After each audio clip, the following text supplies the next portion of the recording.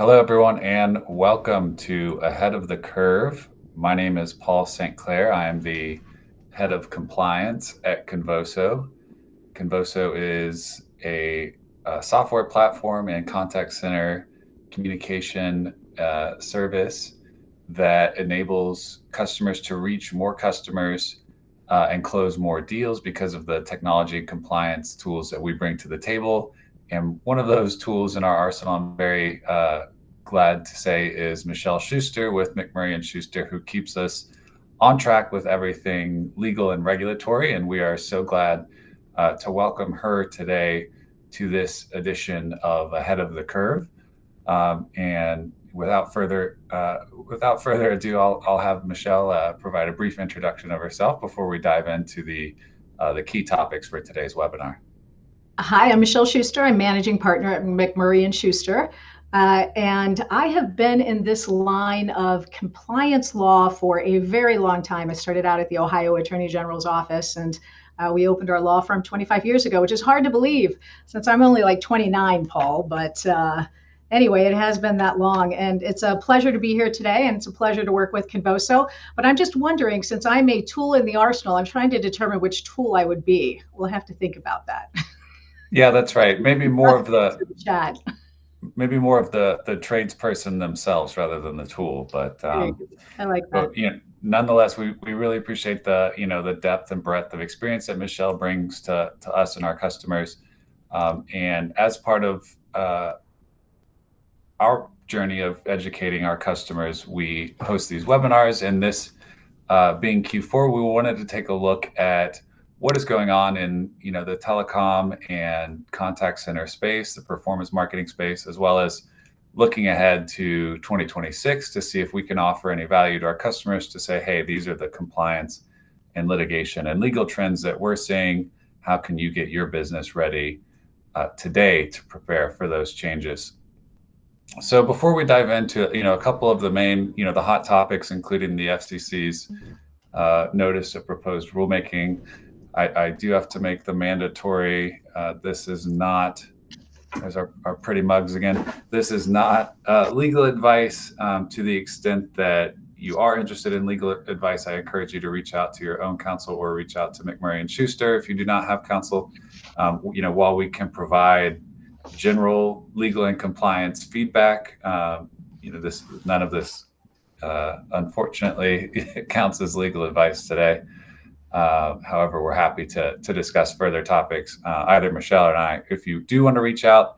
And I will say, at the end, we will make an effort to get through all the questions that we get. So please leave those in the chat. And then if there's anything during the webinar, of course, feel free to put your question in there as well. So, just to give a roadmap of where we're going to go today, we do want to talk about the 9th further notice of proposed rulemaking that the FCC is currently just recently voted on and put out for public comment. We're going to talk about the stir shaken and other robocall enforcement mechanisms that, as a result of NPRMs 1 through 8, are now being enforced by the FCC, and where those trends are going in terms of the carrier side and voice provider call authentication and security efforts. We're going to look, of course, at the litigation and private right of action side of the TCPA in this space, given that litigation is up some hundreds percent this year over last year. So that should be top of mind for folks in this space, and thinking about what could change over the next year that we need to go ahead and prepare for now. And then, of course, no discussion of telemarketing law and regulation would be complete without diving into what the FTC is doing. Of course, they've got overlapping jurisdiction with the FCC on a lot of these issues. So businesses need to be mindful of the FTC's action, not just the FCC. Of course, there's been monumental shifts in our industry with regards to what the wireless carriers are doing, particularly on efforts of call screening. And then, like I mentioned, we'll jump into any Q&A at the end. So feel free to put those in the chat, and feel free to follow up with us if we don't get those today. So without further ado, the latest proposed rulemaking, like I mentioned, is the 9th further notice of proposed rulemaking. Can you, Michele, help us understand, Sure. procedurally, are these rules, set in stone yet, or where are we on what they are proposing? So I haven't checked today, but I don't think the further notice of proposed rulemaking that was passed in October at the FCC's open meeting has been filed in the Federal Register yet, which means that the time hasn't started ticking for being able to file comments. And so what this proposal is from the FCC is they've put out a lot of topics that they want input from the public, from businesses that are affected by these rules. And in theory, we'll be taking action sometime, probably at the beginning of next year. But I'm sure everybody is familiar with delete, delete, delete now from the Trump administration, which has put out a mandate for getting rid of, I think it's two regulations for every one new regulation that's passed. So this one has been dubbed the delete, delete, delete proceedings for the FCC. Probably one of the most problematic proposals that's being put out as a potential rulemaking is this international caller identification. And what this means is if there is a foreign originated call, then that call has to be identified as or through some type of label or as a overseas calling phone number or just maybe even international call by way of some type of caller ID. And the reason the FCC is proposing this is because they have said that the majority of the scam calls that they see are being originated from overseas, which is a very honorable goal to have for the FCC. The problem with that is there are a lot of international call centers that are working for major corporations that would be affected by this. And so we have been contacted by a number of overseas call centers and folks in the US that are using them to help them file comments on this. So I suspect that first one is one that the FCC will receive a lot of unfavorable comments about. They'll, of course, get the comments from the consumer protection groups that will take an opposition to that, I believe, but one we will definitely see a lot of comments. Are you hearing much about that, Paul? Yeah, I think that's right. I think that the difficulties in implementing this one from a technical standpoint make it tough for me to see that the FCC would get it across the finish line. But for the sake of a few bad actors to completely change the environment for businesses that have globalized over the past 10, 20 years, to me, it's very similar to the government's effort to onshore manufacturing without providing any means for manufacturers to bring those processes back to the U.S. So there aren't economic incentives for call centers to relocate to the U.S. There are legitimate reasons, on the other hand, for foreign call centers to use U.S.-based numbers. From a consumer experience perspective, that's what businesses probably want. They don't necessarily want that disclosure as well, and it's not clear that consumers are calling for this either.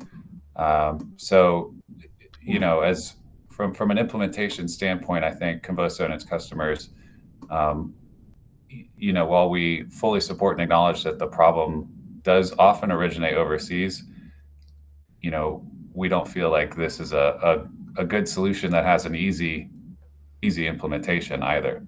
Yeah, it definitely seems like one of those solutions where they're using a hammer when they could be using something much more refined. And there are a lot of other tools out there in the arsenal of the regulators that they can use to combat the problem that they're talking about here. And you raise a really good point that I didn't, which is that we're not just talking about those calls being labeled with the foreign telephone numbers or label, but it would not allow foreign companies to originate calls in the United States using a U.S. number only because it is originated in the United States. If their location without any physical location is in the U.S., then there would also be a prohibition around that, is one of the things that the FCC is looking for comments around. So I don't know what trade organizations are out there right now that are assisting with those types of comments, but I'm certainly happy to help anybody that's interested in this and the other items that we're talking about. And so the next two kind of go hand in hand, and obviously something that Convoso has been on the cutting edge with as far as caller identification information and how rich call data, RCD, would be used when making telephone calls. The caller identity information is primarily talking about this verified caller name and information. And when they're talking about verifying it, they're talking about making sure that that is verified through STIR/SHAKEN, and that the companies that are originating those calls are verifying that caller ID. And the rich call data really has to do with something that's been in the industry for, or at least the idea of, for quite some time. And that's the ability to be able to transmit to caller ID, a logo or more detailed information about the company that is making that telephone call. What is Convoso hearing about that on the kind of trade side? Yeah, I think it's right in that it's just an advancement of the FCC's STIR/SHAKEN, project to go ahead and send verified information. But I think from a practical perspective, our customers call on behalf of multiple different brands and entities. Yeah. And when you start looking at requiring it, with a STIR/SHAKEN standard that is, currently imperfect, we don't think that this necessarily is going to,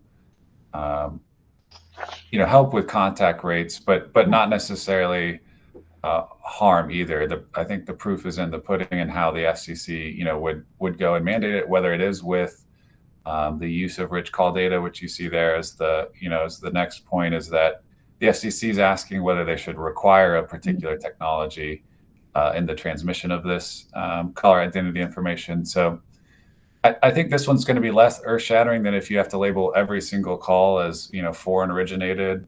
Mm-hmm.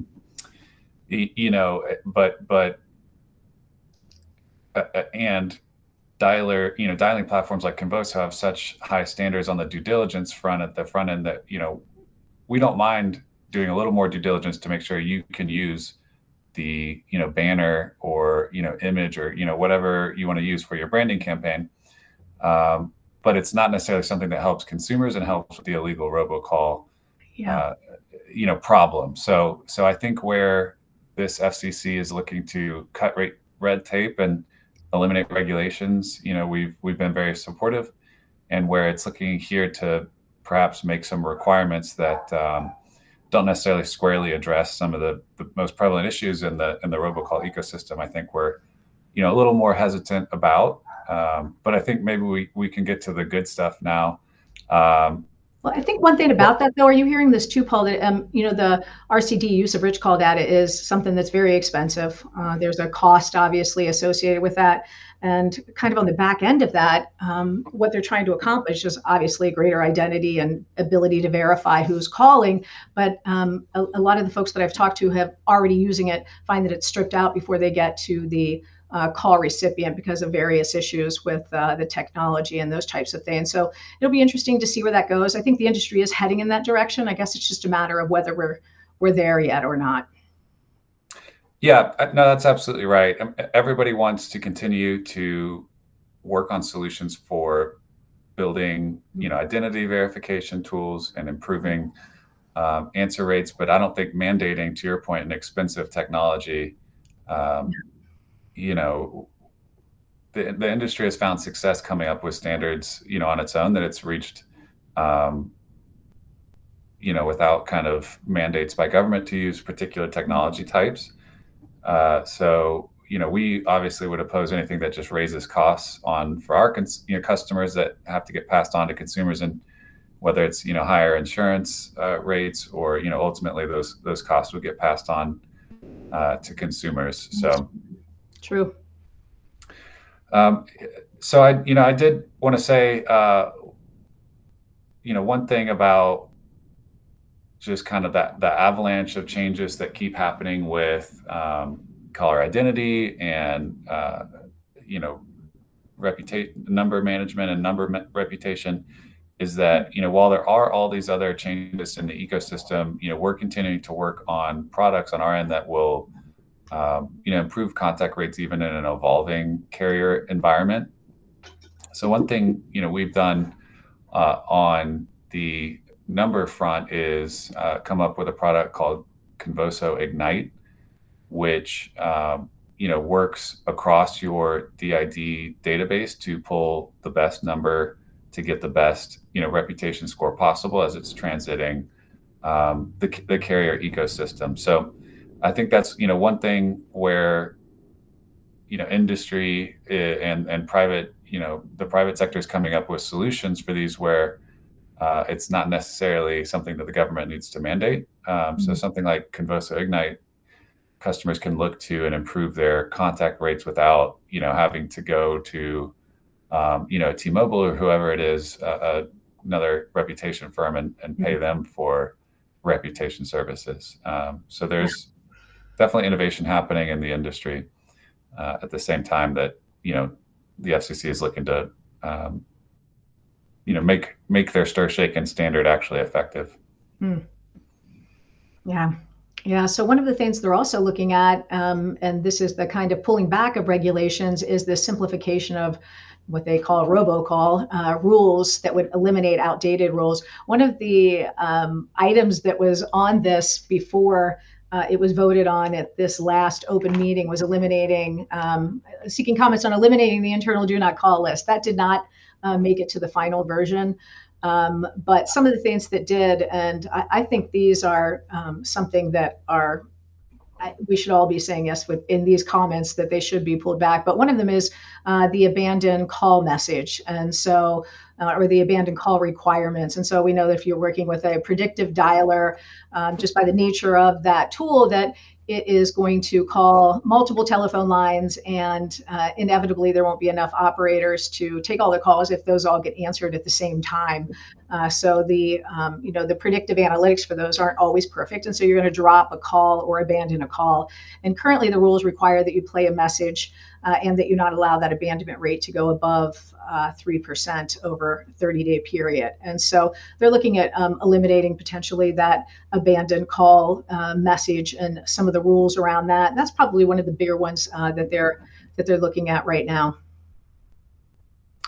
Yeah, and all that sounds great, but I would just warn customers that the FTC still has jurisdiction over telemarketing practices, and based on some of these, even though they are rolling back regulations, it's not a time to relax your compliance practices.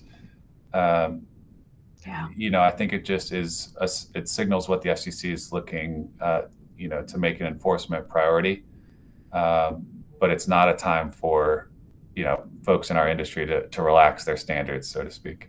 It's so interesting because we see these ebbs and flows in the government with, having a federal government that's very strong, and they're taking action, and they're, having sweeps and enforcement actions frequently. And when we see things like that, generally the states are either working with them or maybe they pull back a little bit because they see the federal government doing that. Well, right now I can tell you we have seen more activity on the state front than we have in a very long time because there is this perceived lack of enforcement, which, as Paul said, is not true. There's still lots of enforcement, some of it we're going to be talking about, but we are seeing the states be much more active. The legislative monitoring that we're doing, I'm probably reviewing more bills on a daily basis than I ever have from the states. A lot of that around AI, a lot of that around technology and those types of things. Privacy is massive right now. There's something new in privacy pretty much every day. So yeah, I am absolutely true, Paul. Now is not the time to be laxed in compliance. It's an interesting world out there. And even if the government does slow down at any point, we are seeing an increase in class action litigation at a greater degree than we, I think, ever have. So definitely a time to be careful and cautious and not overly aggressive. Great. Yeah. Well said. And I think that, with that, we can maybe, talk about some of the other, kind of issues in 2026. You mentioned privacy and litigation. Just to put a bow on this proposed rulemaking, the FCC will publish it at some point, at which time there'll be 30 days for a public comment period, and then another reply comment period. So, if these rules were to go into effect or be repealed, it would still be a matter of months, but not too early to start talking to your peers and trade associations to get some input in on it. Yeah, I will tell you the revocation of consent rules that the FCC put out, they're also seeking comment on that and whether those should be eliminated or refined. And this is also an area we have a lot of folks reaching out to us about comments because a lot of them are very concerned that their important non-marketing messages are going to be affected by this because one revocation request revokes every type of consent that you have, regardless of whether it's a revocation from a marketing message. It would also revoke any type of consent you had for those non-marketing calls as well. So basically, it's put on your do not call list, and it has to be universally applied. So this is a significant change. If you think about companies that have to get important alerts out to their customers, think maybe the energy sector or healthcare, emergency services, those types of things. There are emergency exceptions, but I will tell you, companies, especially in the private sector, are a little leery about that because having to fight that against a private plaintiff is very different than the government taking a more lenient approach to these types of, whether it's an emergency exception or not. It's not an area that you want to be gray. So I think that's an area that will probably get the most activity in the comment period. Yep, good point. And, just demonstrates that we've kind of been back and forth on a lot of these issues in this industry this year, with the one-to-one consent rule being vacated earlier this year. I think it goes to show you we can just kind of expect the unexpected in 2026 and beyond on these issues. But like you mentioned, extremely important for folks in our space. Are you a Survivor fan, Paul? Do you expect the unexpected? I'm not, but maybe I should be. Maybe. Let's see here. So, I did just want to mention briefly, the FCC has, like we mentioned, continued to make changes to its stir, shake, and rules. The most recent and impactful one was that companies can't sign, they can't give their shaken token to third parties to sign calls on their behalf, basically meaning that your voice service provider that you use or your dialer platform has to really know who you are and do due diligence on you in order to represent, to other carriers in the ecosystem that it, knows who you are. So, Convoso has taken a lot of steps to maintain a good reputation in the industry, including, enhanced due diligence that a lot of customers have gone through. But, just a continued effort by the FCC to make sure that, at the very basic level, the folks getting on the phone network are the people that are going to use it responsibly. Yeah. It's been interesting how the FCC has managed being able to shut down callers or platforms, technology providers that are in the call chain through the robocall mitigation database.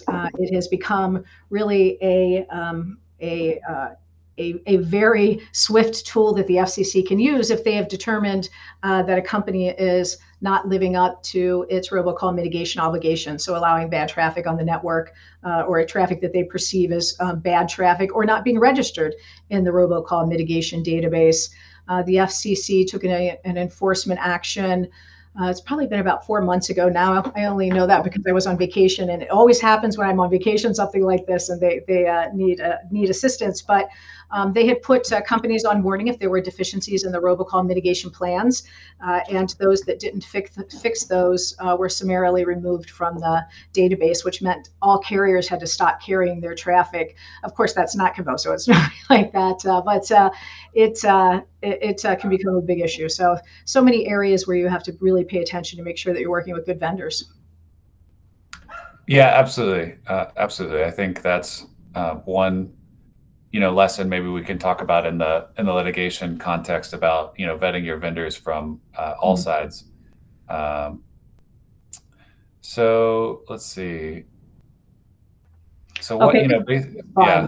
I threw this in. You can tell this was me, not Paul, but it's fun. And the reason it's kind of fun, actually, the whole situation is not funny, but what's happened as a result of it is kind of interesting. So I'm sure we're all aware that Jimmy Kimmel was canceled for, I don't even think it was quite a week, but it caused quite the controversy, and he was taken down from from ABC, his show was. And so what was interesting about it is that the FCC has authority to regulate, and they issued licenses to those public broadcasting stations like ABC. And so the FCC made some comments at the time based on what Jimmy Kimmel's comments were about Charlie Kirk's murder. And so that's not a funny topic at all, but President Trump was really calling to have Jimmy Kimmel fired and to have the network taken off the air. And it presented a lot of different interesting issues. But what's happened as a result of that now is if we don't have enough going on at the federal agencies right now, the FCC is going to be hauled into a Senate committee hearing to have to answer questions about what happened during that. So that's probably going to be a focus of the FCC for a little bit over the next couple of weeks, prepping for those Senate hearings. But on the federal level, we are really seeing just overall, I can tell you from having worked with those agencies for so many years, a significant reduction in personnel and a focus that has really changed from what the usual mission is of these federal agencies. And it started at the beginning of the year with a lot of longtime federal employees taking early buyouts that were offered from the Trump administration, and then concerns if they didn't take it that they would be terminated or have a layoff. And anybody that had a husband and a wife that was working at a federal agency, one of them was leaving to take a job in private sector because they just didn't have that stability. So we really have seen a significant reduction at those levels. Right now, we have two commissioners at the FTC. So there's usually 5. They're down to 2 now. And at the FCC, we have 3 commissioners, and there should be 5. And there isn't any indication that we're going to get appointments quickly in those agencies. So definitely a hole in the federal enforcement system that I have not seen in all of my years of practicing. Yeah, definitely unprecedented times. I do think, hearing you talk, though, it still is remarkable that they do manage to get out, something in the robocall docket to, continue to make efforts to combat, illegal or unwanted calls, just, kind of despite all the other priorities that they're working on. Yeah. That they spend. Are left. Yeah. Yeah. So, speaking of, I guess, the FTC, are there, I know there were a few cases that you wanted to, discuss as potential exposure for those in our industry. Yeah. So, we talk about this, kind of reduction in force, but that hasn't stopped the FCC or the FTC from taking actions, and they will continue to do that. And I think they will have some very targeted areas where they want to make points. Sometimes it's around areas where they receive a lot of consumer complaints. The FTC has something called the Consumer Sentinel, and consumers can file complaints with that. The information is not available to the public, but they use that to identify areas where they're seeing a lot of consumer harm and a lot of consumer complaints, and those are the areas where they'll target enforcement. And so here it's obvious that there were concerns from the FTC about the way that certain add-on plans were being advertised. And what's interesting about this is it's not that the FTC went after the companies that were obviously using telemarketing, texting, email, all those different types of things. What they're really focused on is one of the oldest laws that's out there with the FTC, and that is their unfair, deceptive, abusive acts and practices statute, or it's called the FTC Act, Section 5 of the FTC Act. And basically that prohibits unfair or deceptive marketing practices. And as you can tell from the slide, the issue here was that these companies were misleading consumers about some basic information about their products.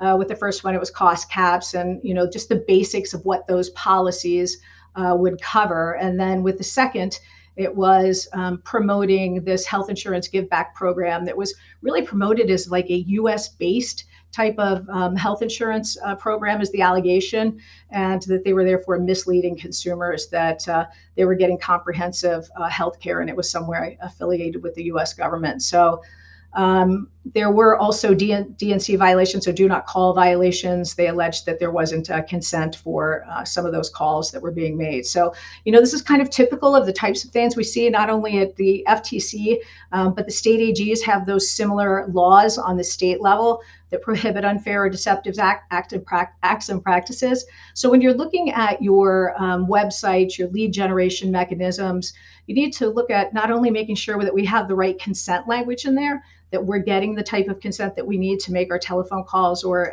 text messages, but we also need to be looking at the content just to make sure that anything that we present as a fact in that marketing material, we are able to substantiate at the time that it's made. And it's a reasonable consumer standard. I will tell you, I've never met a reasonable consumer. And that's a much higher standard than you would think of. Or I guess really technically, I guess that would be a lower standard. But the reasonable consumer is somebody who may not necessarily be the smartest person in the world. So they have a kind of low level of a common consumer. So I made that sound much worse than it was. That was not a very articulate way to say it. But all of it to say is just make sure that you can substantiate any of the marketing claims that you're putting out there. Yeah, that's a great point. It sounded good to me as a reasonable consumer, though. So yeah, I will say, using common sense here, don't try to make your landing page look like it's a U.S. government landing page, with photos of presidents and everything. That's obviously a no-no. But we see, this come up in other contexts as well, that your marketing collateral is going to get evaluated on a lot of different levels, whether it's by the FTC or it could even be by the campaign registry who administers the SMS ecosystem. They're reviewing your websites for privacy policy language. There's a lot of different folks looking at your comprehensive messaging to consumers, and ultimately the buck stops with the FTC. But there's a number of other enforcers and agencies, state privacy agencies and things that are looking at these issues. So there's many levels to your the consent and the opt-in language that folks need to be looking at. Yeah, and with the state regulations that are similar to those that the FTC Act, a lot of those, I would say almost all of them, have a private right of action and statutory penalties of anywhere between $500 and $5,000 per violation. So that type of thing adds up very quickly. Yeah, that's right. So speaking of private action, we did want to talk on that. It's of course one of the most prevalent risk vectors, I guess, in our industry. It's not just the FCC, FTC, state AGs, state consumer protection agencies. It's everybody that is looking at your practices and behaviors and potentially exposing you to state or federal liability. So I did want to ask Michele, from your perspective, what's your firm seeing in terms of litigation trends? Obviously numbers are way up, but what are we looking at and thinking about for now and heading into next year?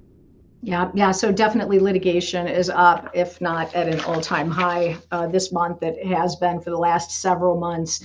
And I think our litigation group within our firm has been busier than they have ever been, just with the amount of consumer claims and a lot of one-offs lately, I will tell you. A lot of pro se plaintiffs. Also, just a skyrocketing amount of class action lawsuits out there. And, the types of things that we're seeing is, the spoofing of phone numbers. So phone numbers don't ring back to the business that's alleged to have been calling, or it's not it's not going to the company who has placed the call. And so Florida and Texas are two states that have private rights of action. And so we're seeing a lot of litigation increase in Florida and Texas just around that issue of not having the accurate caller ID. In Texas also, they now have the private right of action if a company is required to be registered and they are not registered. So this has been a lot of controversy lately with Texas. A couple of large companies have pulled out of Texas around these issues as far as their marketing campaigns go. But that's scary when you start thinking about the ability for massive fines and penalties in Texas, especially around some of these new laws. The TCPA and the Texas UDAAP are a combination that we're seeing. And UDAAP is that unfair, deceptive acts and practices that has a private right of action, as I've mentioned, and it comes with those statutory damages. So that's an area you really want to be careful with. You really want to make sure that when you're advertising, especially in Texas right now, that you've had that reviewed and approved, because that's where a misstep could be very costly. There are CIPA claims. That's the California Invasion of Privacy Act, and that is one that also has a private right of action, very large. We have had some positive case results, I will tell you, on that. Lately, that would take a little bit longer of a discussion to talk about. But the real kind of cautionary tale there is if you are recording or monitoring your telephone calls, it's just a really good idea to give that disclosure to put consumers on notice, because this is an area that has become much more active. TCPA lawsuits, we never see a decline in those. So the typical bread and butter ones where consent is not good. I feel like a lot of companies, after the one-to-one consent rules were put aside, didn't focus as much on their consent as they had before. And now I think we're seeing that kind of come home to roost and seeing an increase in litigation around failure to get proper consent. A lot of these are the typical ones, some not so typical. Florida and Texas, we have one of our attorneys that's going to be sitting for the bar in Florida because there's been such an increase in litigation in Florida. Wow, great. Yeah, so definitely want to put an underline under Texas. So I think of all places, we typically don't think of them as having high regulatory burdens for businesses, but here we are saying they're one of the most strenuous, compliance frameworks in the country because of this private right of action. The exposure there. So, everybody listening who is about to dial into Texas, take a double glance at your calling parameters there, or give us a shout. To help you take a look, because of the changes can be that significant for you. And that does just remind me of, the best practices that, I talk about day in and day out with folks is, using the right disclosures for the right scenario for that call. And, what we're seeing now is that a lot of customers want to use AI, which is similar to, recording a phone call. So in California, for example, if you're using AI, you're subject to that two-party recording law, and they therefore need to disclose that the call is being recorded. So I think there's, whereas now you could whereas before you could maybe get away with like a 50-state setup, now you have to look through this compliance framework through a lot of different lenses, including privacy, just with regards to your litigation exposure as well. So, one other practice trend that we've seen this year is, and this has been highlighted, I think a number of times, is just calling times, just folks not getting it right on not just voice calls, but SMS as well. Yeah, no, that's a great point. And, that is an issue that came up in Texas too, whether SMS messages were included under these new call restrictions. And there is some favorable, I'm not going to call it guidance, but in responding to a motion to overturn Texas's law that they had put out, that took away the word telephone in front of call, so that the applicability of this new law would have extended to SMS messages as well.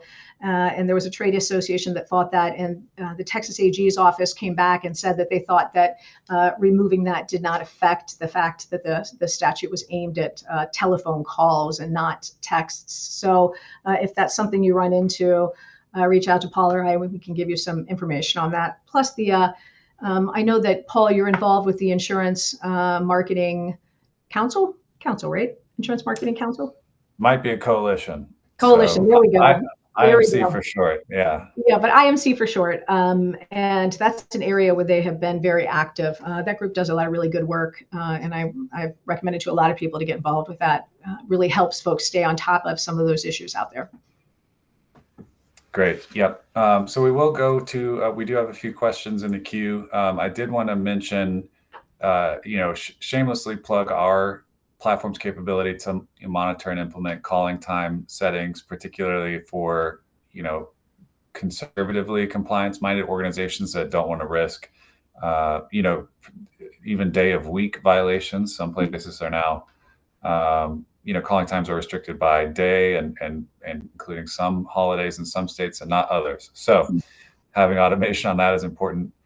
And then two, just, with the exposure of some companies to the privacy or, TCPA violations of their vendors, it's super important to be reviewing your contracts, to making sure, particularly where you're acquiring your leads, that those leads are acquired responsibly, because you could potentially be held in compliance, out of compliance, for using those leads.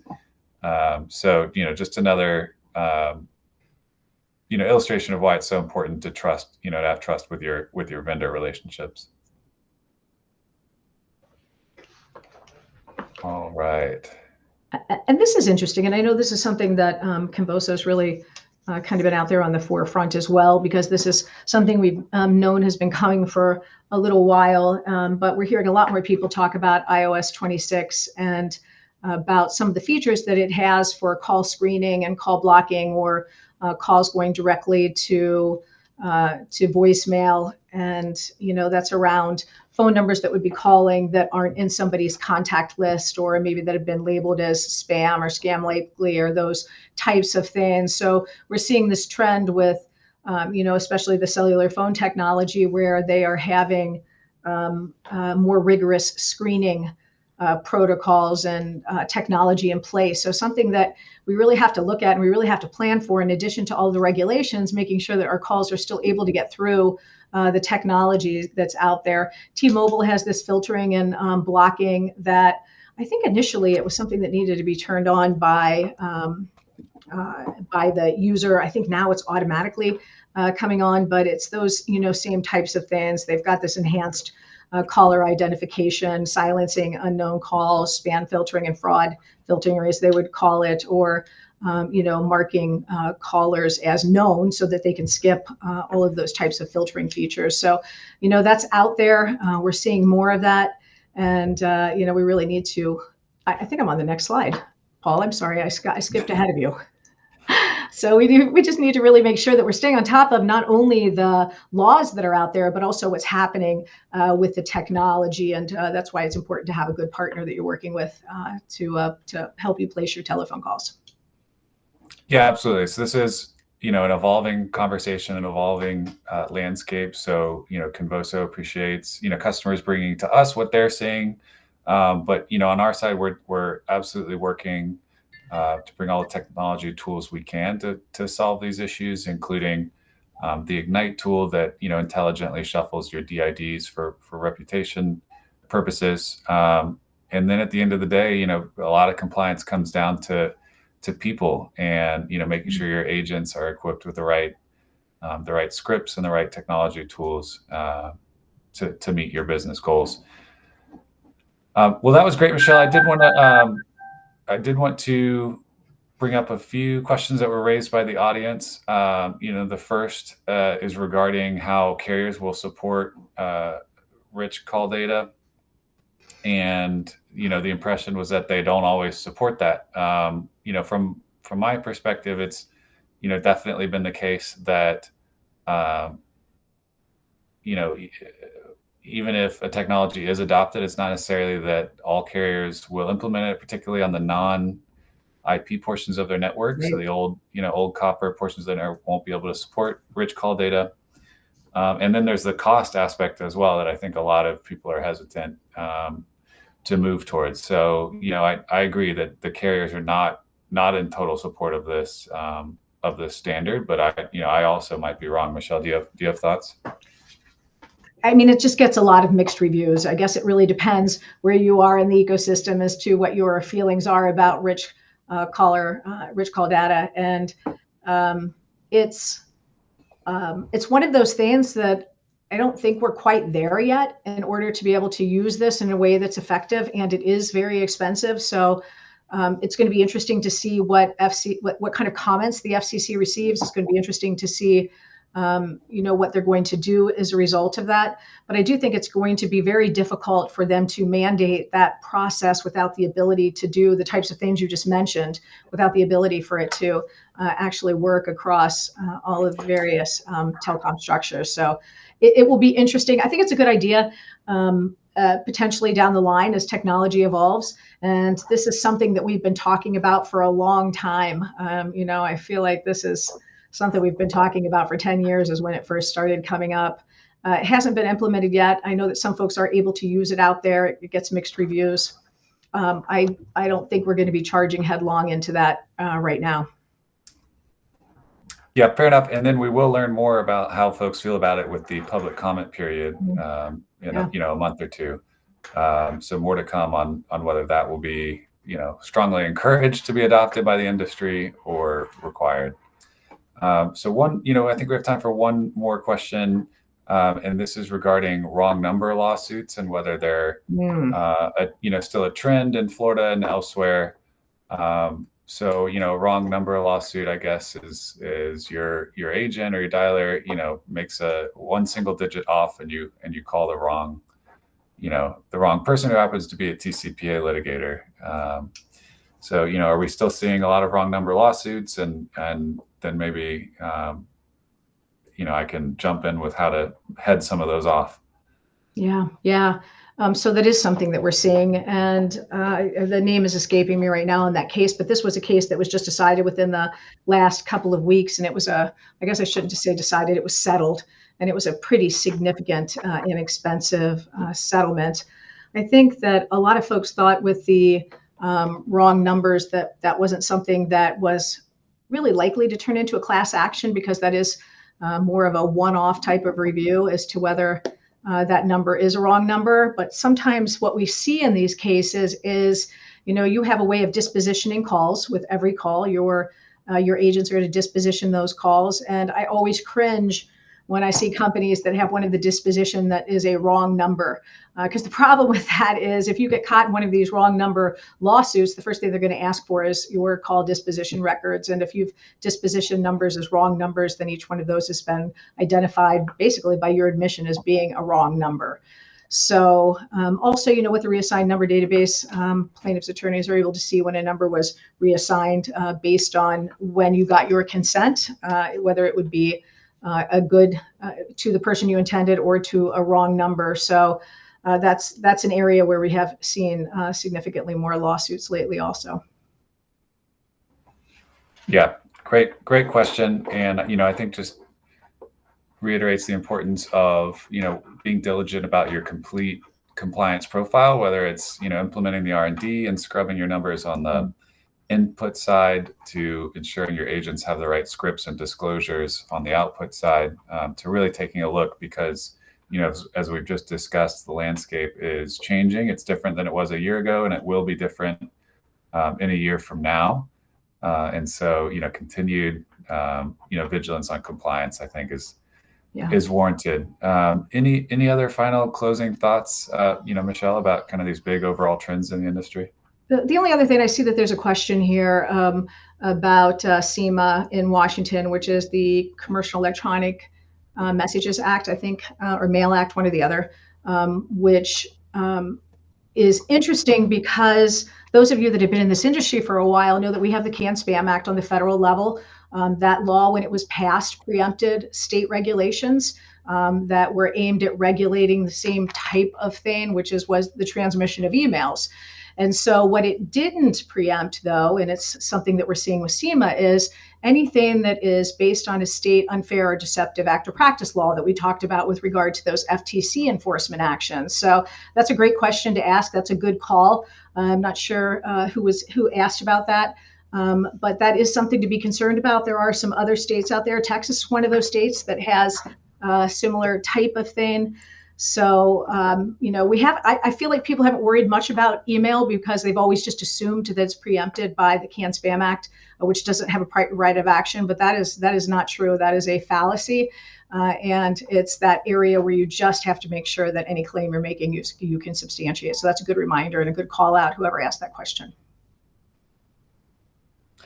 Terrific. Well, I love that our viewers are, informed and bringing up good points, and I hope that these conversations continue. Just wanted to say thank you, Michele, for participating in this edition of Ahead of the Curve, and we look forward to seeing you all next time. Take care. Thanks, everyone.